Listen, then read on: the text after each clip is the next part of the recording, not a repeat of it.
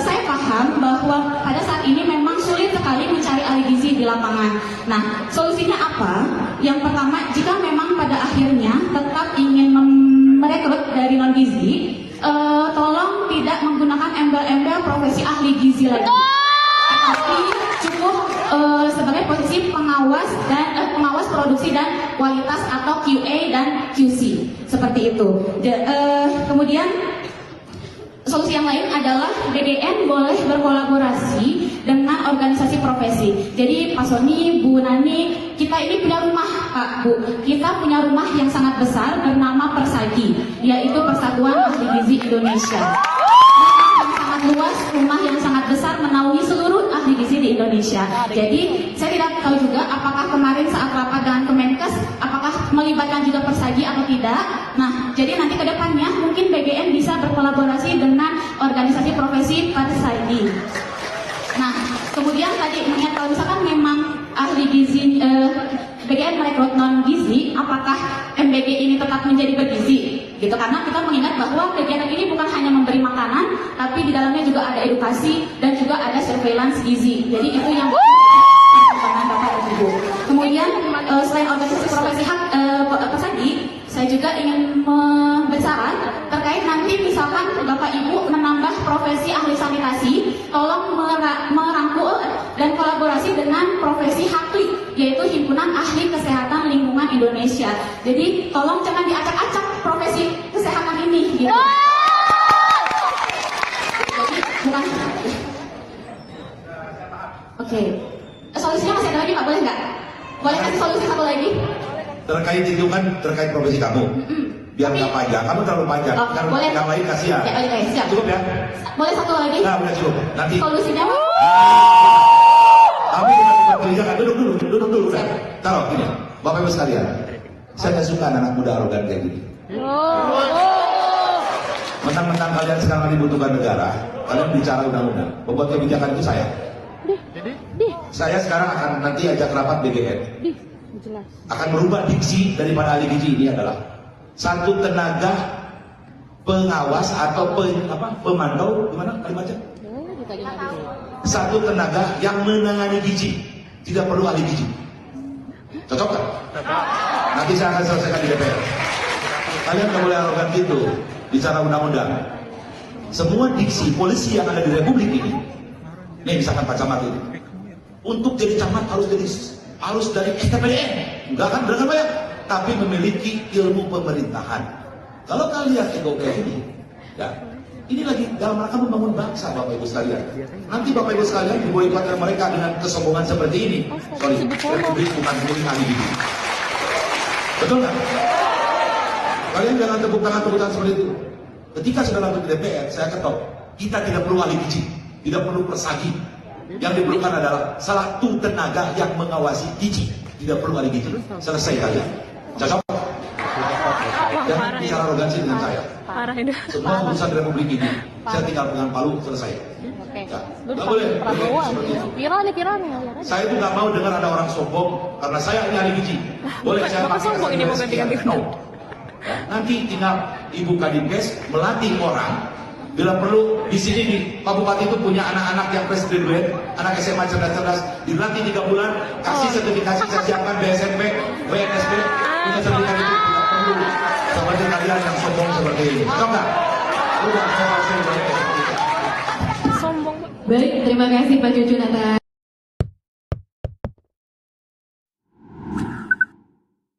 Halo, apa kabar? Assalamualaikum warahmatullahi wabarakatuh. Senang sekali kita ketemu lagi ya di awal pekan di hari Senin ini bersama kami dalam program Off the Record, membaca berita di balik berita. Dan saya Hersubuna Arif.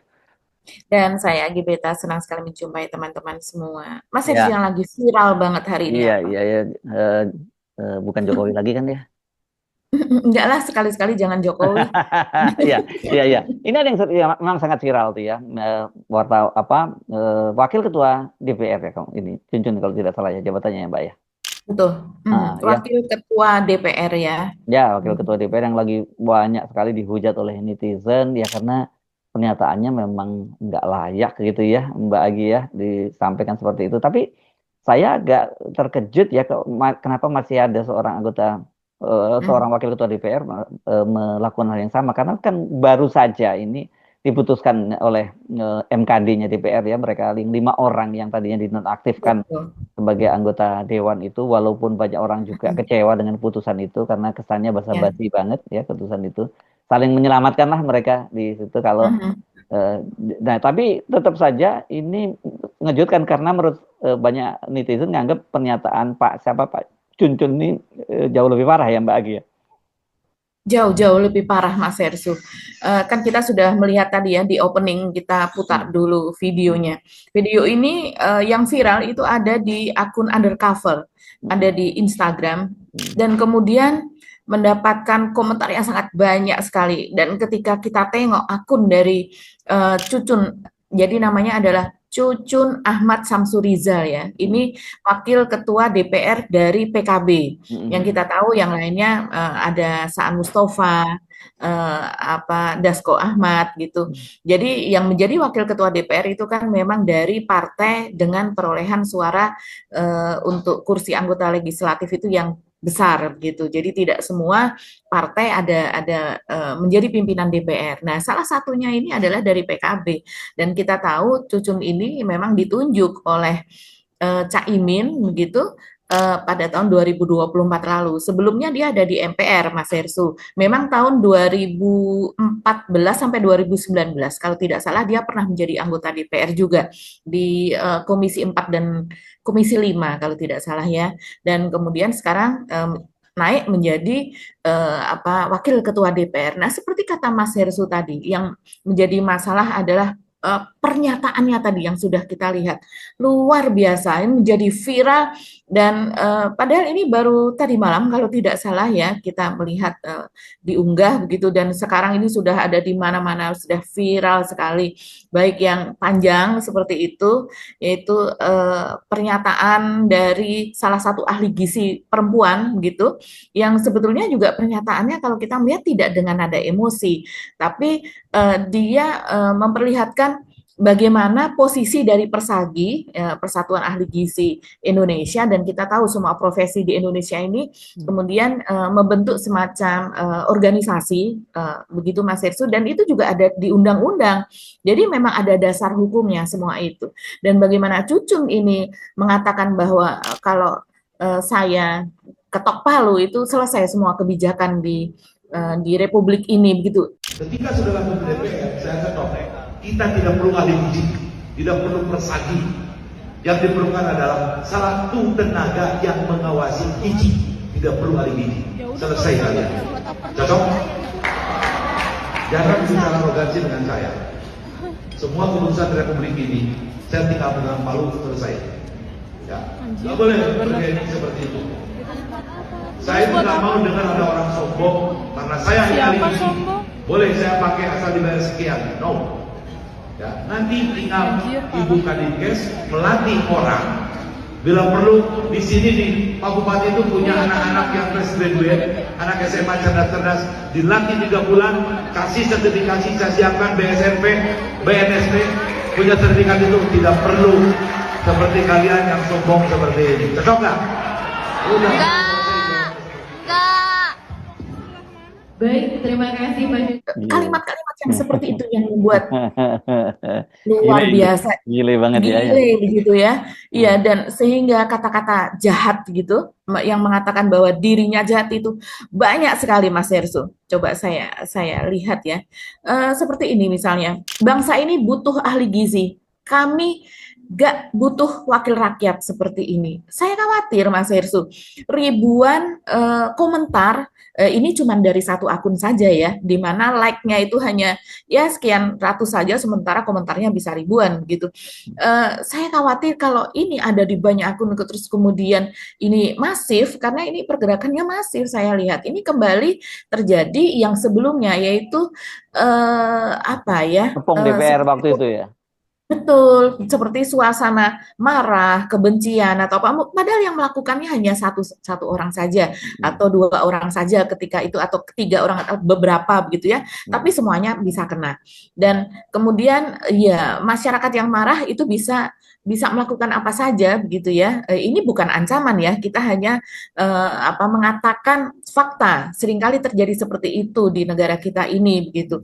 Nah, ini seperti membuka luka lama lagi begitu, pernyataan-pernyataan seperti ini, padahal sekarang saya rasa para anggota DPR ini sedang memulihkan suasana yang sebelumnya itu panas seperti itu ya, yang membuat rakyat ini melakukan pergerakan gitu yang masif, dan sebaiknya tidak mengeluarkan kata-kata yang arogan. Cucun ini mengatakan bahwa para ahli gizi ini arogan, begitu kan? Ya, mungkin dari sudut pandang dia arogan, gitu. Karena katanya akibat dari apa yang dilakukan ahli gizi ini, maka kemudian perjalanan MBG itu tidak begitu mulus, gitu. Dan sekarang ini memang Pak Sersu agak sulit satuan pelayanan pemenuhan gizi atau dapur MBG itu mendapatkan ahli gizi begitu ya.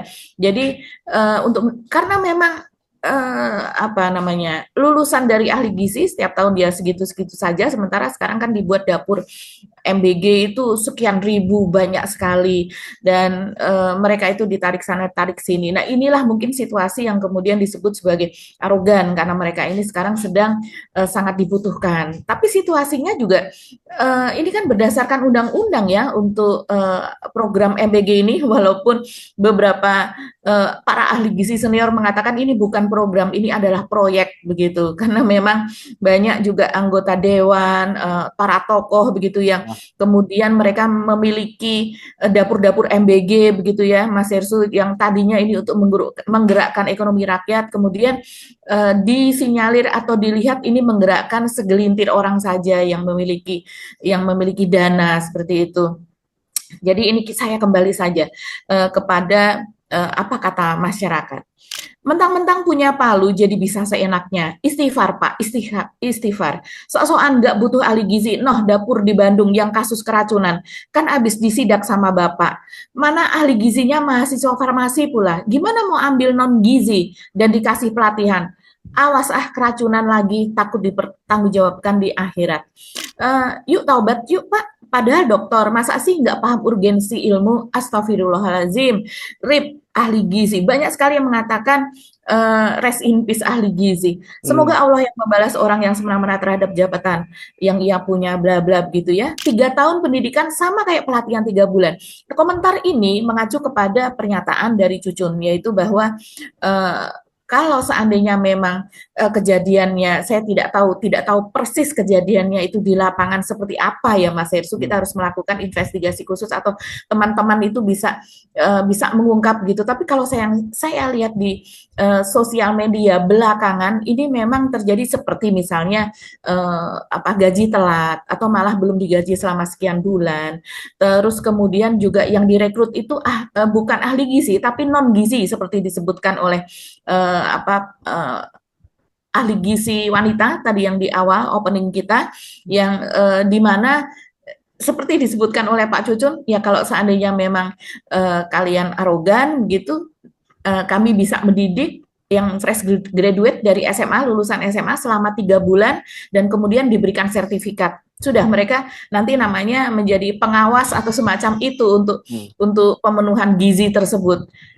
Masa sih Pak bisa seperti itu begitu? Itu omon-omon saja atau bagaimana? Yang setahu saya di universitas tempat saya belajar pun yang masuk ke gizi begitu ya, ke jurusan gizi, gizi ini agak beda dengan teknologi pangan walaupun mirip-mirip ya. Ini adalah orang-orang yang memang kimianya bagus, hitung-hitungannya, matematikanya juga bagus, hafalannya bagus, begitu, nalarnya berjalan. Jadi nggak sembarangan memang Mas Hersu.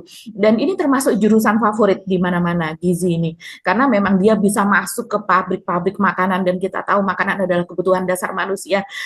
Sampai dengan kiamat pasti akan tumbuh itu yang namanya tempat pabrik makanan apa dan sebagainya begitu. Dan kemudian di rumah sakit tidak ada orang yang masuk rumah sakit dirawat kemudian tidak ada ahli gizi di situ untuk kemudian menjalankan protokol di sana begitu, dan kemudian pasiennya ini bisa sembuh dengan baik begitu, karena setiap kita sakit kan memang ada diet tertentu dan itu dikolaborasikan antara dokter, antara pihak-pihak terkait di rumah sakit seperti itu. Jadi Ini narasi itu merendahkan kalau saya rasa, merendahkan profesi, apalagi disebut-sebut nama persagi apa dan sebagainya. Di sini kemudian orang-orang mengatakan Bapak jahat banget, Bapak zolim banget loh Pak sama ahli gizi, umur segini lagi lucu-lucunya dan lagi arogan-arogannya, menyala Pak. Bapak yang sombong kok bilang ahli gizi, dari tutur kata saja Anda sudah terlihat sangat sombong dan arogan kok. Bapak adalah DPR yang artinya wakil rakyat. Kalau rakyat aja ngasih opini dan saran yang malah dikatain arogan dan anti kritik, lalu panjenengan ini apa? Bukannya anti kritik, tolong Pak evaluasi Bapak ini @Gerindra, @Prabowo. Iya deh si paling dewan, ya Allah begitu beratkah dosa kami hingga kau turunkan pemimpin sezolim ini, berikanlah teguranmu ya Allah. Banyak sekali pray for ahli gizi, RIP ahli gizi, DPP PKB, disentil, @DPP PKB, wakil kalian ngomongnya jahat banget. Sangat arogan, Bapak jahat sekali, menghina profesi kami sebagai ahli gizi dengan hati yang patah, ada emotikon seperti itu. Silakan teman-teman buka sendiri, baik di akunnya Pak Cucun maupun akun di Undercover maupun akun di banyak sekali sekarang yang sudah mengunggah video-video ini. Ya, tapi kita mesti proporsional. Apa sih ceritanya kok kemudian bisa muncul pernyataan semacam itu, Mbak? Iya, jadi ini ada semacam rapat konsolidasi dari Satuan Pemenuhan Gizi, Satuan Pelayanan Pemenuhan Gizi atau kita sebut Dapur MBG itu, Mas Hersu. Karena sebenarnya akarnya ini dari awal kalau saya rasa ya Mas Hersu ya.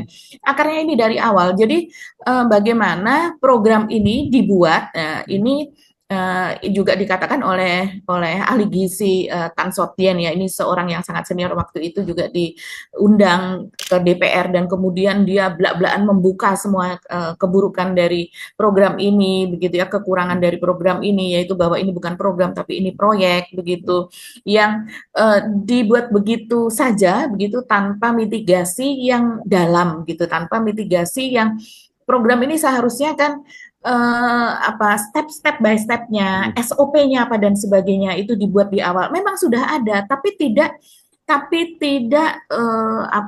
detail begitu ya Mas Hersu, sehingga seperti SOP itu banyak yang dikerjakan sesudah program itu berjalan. Jadi sepertinya learning by doing. Dikerjakan dulu, baru kemudian dibuat. Kalau terjadi sesuatu ini, ya berarti kita begini. Terjadi sesuatu lagi, ya kita berarti begini. Kan seperti itu yang terjadi selama ini, sehingga banyak keracunan dan sebagainya. Nah, sementara setiap kali ada keracunan dan sebagainya, itu masyarakat kan menuding, ahli gizinya siapa? Ini dari mana? Ada orang gizinya atau tidak? Karena orang gizi ini tidak hanya dia menyebut misalnya buahnya hari ini supaya menu yang seimbang, misalnya buahnya pepaya, terus kemudian apa, makanannya karbohidratnya nasi atau mie atau ubi apa dan sebagainya, tapi juga harus dia membuat misalnya durasi makanan ini yang masih dikatakan sebagai segar atau sehat itu berapa lama, sekian lama, pemanasannya itu sampai berapa derajat misalnya, penyimpanannya bagaimana, terus kemudian dalam perjalanannya harus seperti apa, dalam kondisi misalnya perjalanan selama sekian menit, dibantarkan di lokasi, di sekolah itu selama sekian lama, tidak boleh lebih dari sekian lama, misalnya seperti itu Mas Hersu. Dan misalnya tempat tray atau tempat makanannya itu kondisinya harus dicuci dengan yang seperti apa, ini berhubungan dengan ahli-ahli lingkungan juga ya. Terus kondisi airnya yang untuk mencuci atau untuk merebus atau apapun itu juga yang seperti apa, ini semua kan dikelola begitu dan juga diawasi oleh ahli gizi tersebut begitu, sehingga kemudian memang tanggung jawab dari ahli gizi di setiap dapur MBG ini memang sangat berat begitu ya. Ini termasuk person gitu yang harus hadir di situ dan untuk memastikan bahwa semua makanan itu baik untuk dikonsumsi oleh anak-anak atau untuk penerima manfaat lainnya. Nah, inilah yang kemudian membuat persoalan di lapangan, ahli gizi ini tidak serta-merta mereka tersedia begitu Mas Hersu. Jadi banyak misalnya MBG itu yang sudah siap yang lainnya, tapi tenaga-tenaganya itu belum ada. Kayak gitu. Jadi memang ya itu tadilah, karena persiapannya ini sambil berjalan, bukan sesuatu yang sudah betul disiapkan. Misalnya agak sabar dikit lah gitu Ya, ya. ya. Pak Prabowo misalnya 1 tahun gitu melakukan mitigasi, persiapan apa dan sebagainya, pendanaan dengan pihak perbankan dan sebagainya. Tapi ini begitu itu berjalan, apa namanya, makanan bergizi ini sudah mulai diterapkan, sudah mulai diuji cobakan ketika Jokowi masih menjadi presiden, dan kemudian ketika Prabowo sudah menjabat sejak bulan Oktober, bulan Januari sudah langsung launching begitu. Ya. Oke, jadi ini bahaya ya, yang begini-begini ini. Tapi saya heran kenapa nggak kapok gitu ya? Kan baru aja selesai kemarin itu ada 5 orang. Dan salah satunya juga pimpinan DPR loh Mbak ya, wakil ketua DPR juga yang terkena kasus kemarin itu ya, sampai kemudian dia dinonaktifkan. Yang dari Golkar kan, Adis Kadir itu kan juga dikenakan seperti itu. Tapi untungnya kemarin mereka dipulihkan kembali itu, dan ada yang kena itu rata-rata 3 sampai 6 bulan. Jadi ya mereka ini dipastikan 5 orang tadi itu akan kembali lagi ke DPR.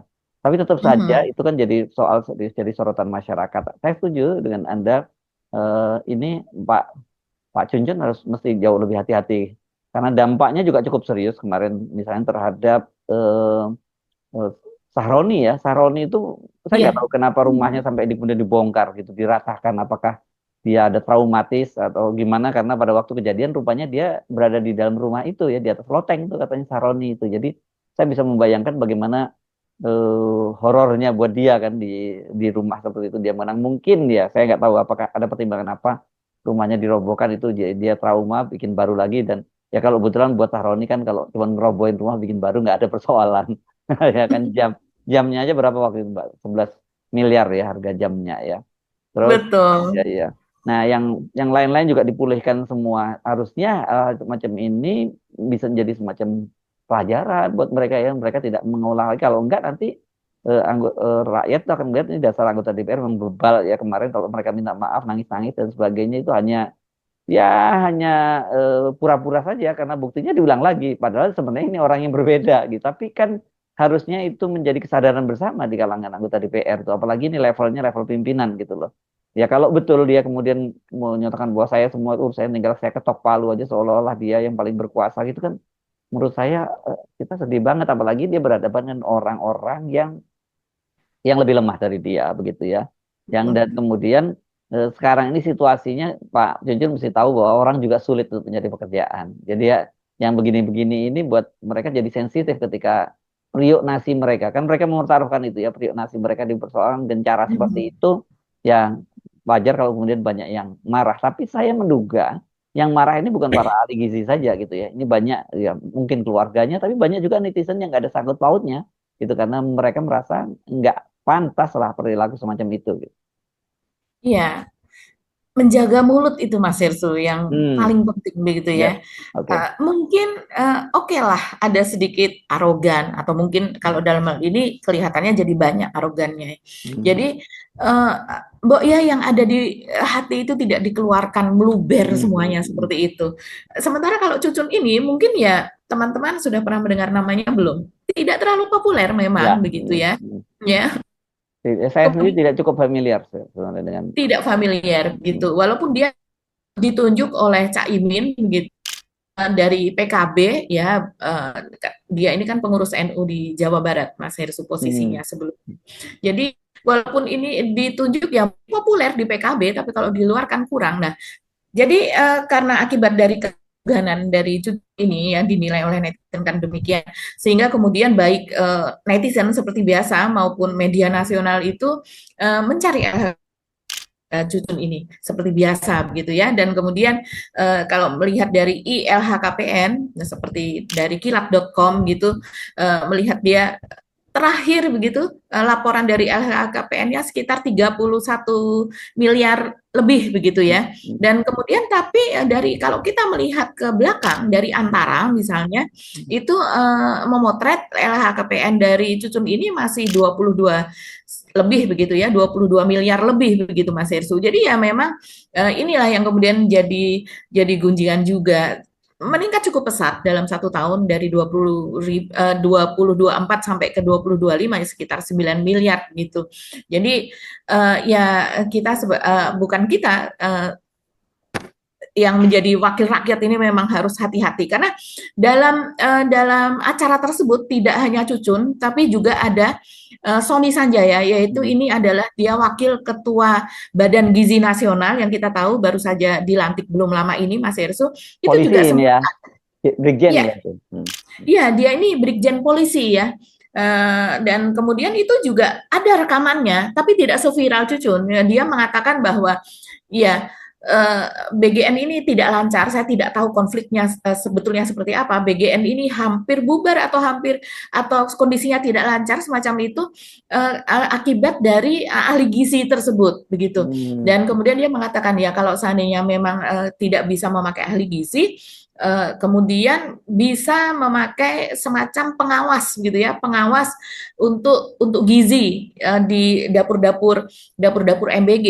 Dan kemudian dikatakan seperti misalnya Ustadz juga bisa menjadi pengawas gizi tersebut menggantikan ahli gizi seperti misalnya di pesantren begitu. Program MBG hampir berhenti karena menggunakan ahli gizi.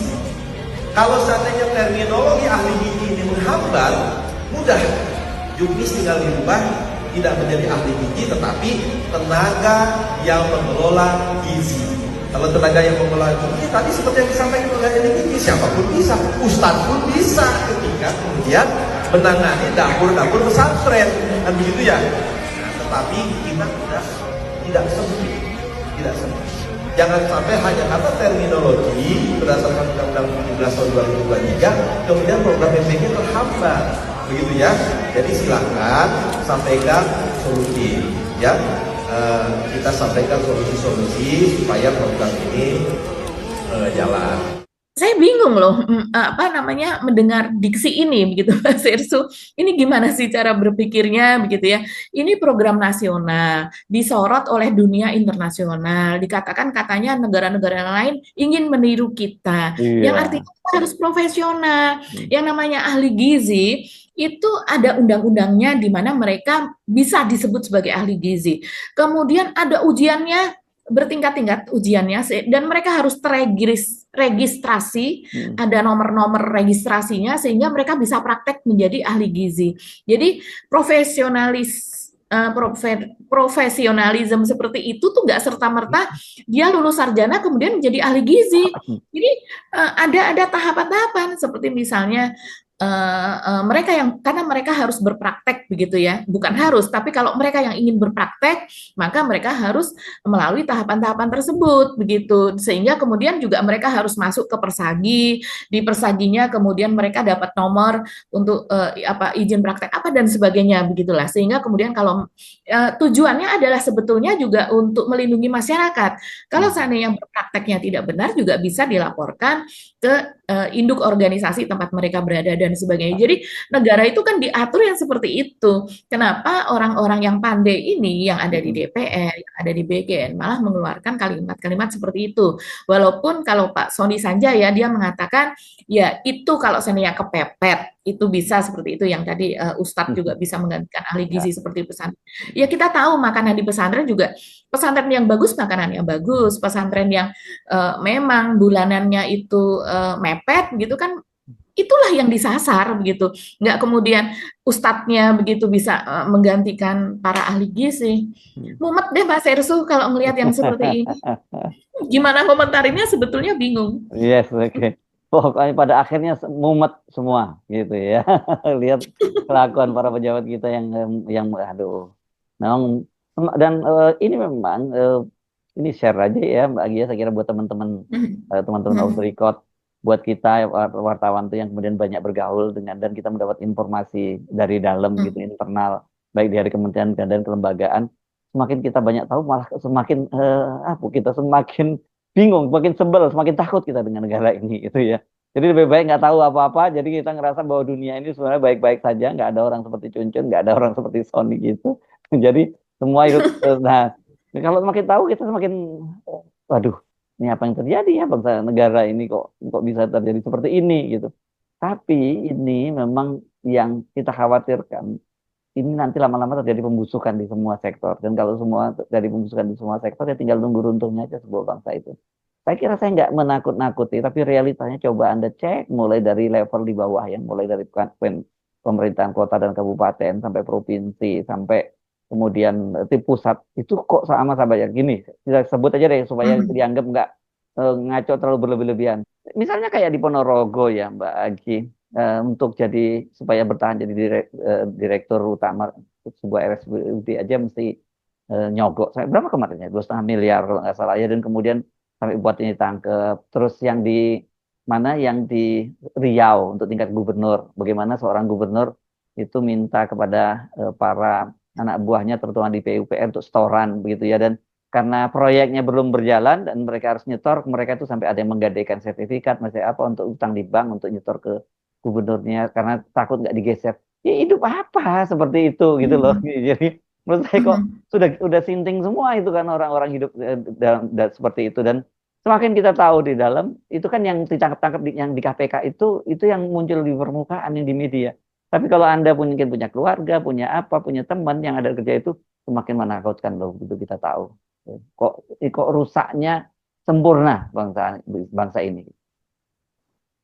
Iya, sedih ya Mas Erso. Iya Khusus dong. untuk MBG ini yang sekarang patut diketahui dan saya rasa sudah mengetahui pimpinan-pimpinan MBG ini adalah juga sorotan dari masyarakat bagaimana MBG Ya. ini menjadi rangyahan. Ya, setiap kali ada MBG itu punyanya anggota dewan ya. Bukan, Menanyakan demikian. dan saya mesti fair, Kalau bukan punya anggota dewan aja. Itu ada banyak sekali. iya, iya, ini belum selesai kalimatnya Mas Erso. Oke. Itu punya orang MBG ya. Ini punya maaf.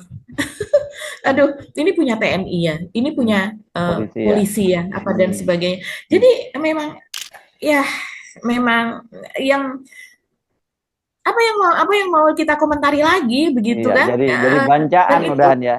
Dan yang betul. kita sedih adalah kita khawatir Pak Prabowo tidak tahu karena setiap kali pidato yang muncul tentang MBG itu luar biasa pujian-pujian dari Pak Prabowo dan mohon maaf Pak Prabowo sering pamer juga kan gitu ya bahwa mereka pencapaiannya MBG itu dibandingkan dengan negara-negara yang luar biasa. Sayangnya realitasnya nggak seperti itu ya. Ya mudah-mudahan kita berdoa saja Pak, bangsa ini diberi keselamatan gitu. Karena katanya selama masih ada yang berdoa, ya katanya bencana itu dihindarkan dari sebuah Ya. bangsa. Tapi katanya kalau Allah menurunkan azab itu nggak peduli orang mau yang berdoa mau apa ya kena semua gitu ya. Jadi paling penting sekarang terus speak up ya, meskipun ini kita prinsipnya seperti semut Ibrahim gitu ya, Mbak Agi ya. Jadi walaupun diledekin lu ngapain bawa air nggak bakal bisa memadamkan api, kita terus lakukan itu walau karena itu nanti bagian dari upaya kita, dari kontribusi kita ya untuk bangsa dan negara ini. Itu ya Pak Agi ya. Kalau bisa dengan tangan kita, kalau tidak bisa dengan suara kita, kalau masih tidak bisa ya dengan doa. Doa saja. Oke. Sampai ketemu lagi. Saya Arsbun Arif. Dan saya Gebita. Terima kasih atas perhatian teman-teman semua. Tetap salam akal sehat. Wassalamualaikum warahmatullahi wabarakatuh. Waalaikumsalam warahmatullahi wabarakatuh.